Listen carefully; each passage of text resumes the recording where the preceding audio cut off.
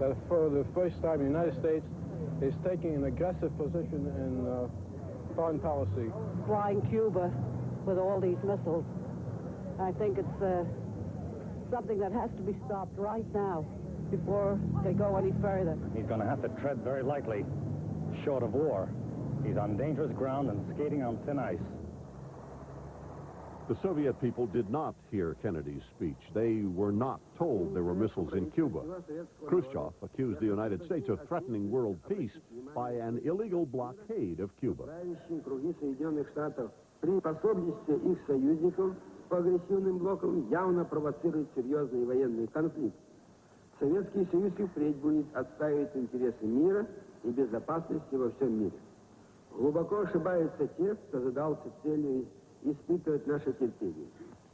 We were alone in his office, and he said, well, the time is fast approaching when we will have a big storm.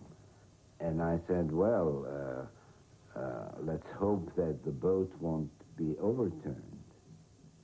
And he said, well, it's too late. Gotten home about 2 o'clock that evening because of a lot of things to do during the evening following Kennedy's speech.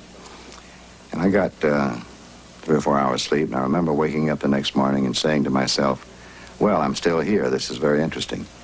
Because that meant that Mr. Khrushchev's immediate response had not been to launch nuclear missiles. Americans had missiles in Turkey, Italy, in other places in Europe. And at the same time, we thought it was double standard. We thought it was double standard. In Moscow, the first reaction to Kennedy's speech was silence. It had not been reported to the Soviet people. But Khrushchev was surprised at the tough American stance. Khrushchev did not expect such a reaction from the Americans. I think, from knowing him personally, that Khrushchev did not take into account the consequences of his actions. What would the American response be? What would be our response to that? What would happen then? That's why John Kennedy's reaction was for Khrushchev unexpected. The first response from Moscow came the next morning. Khrushchev was not going to back down. Kennedy spoke about quarantine, and that sounded as something not very precise, perhaps not a blockade as it actually was. So the first reactions were pretty tough from the Soviet side.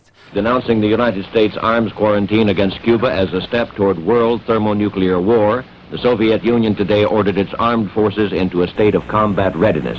And forces of the Warsaw Pact, the communist counterpart of the North Atlantic Treaty Organization, immediately followed.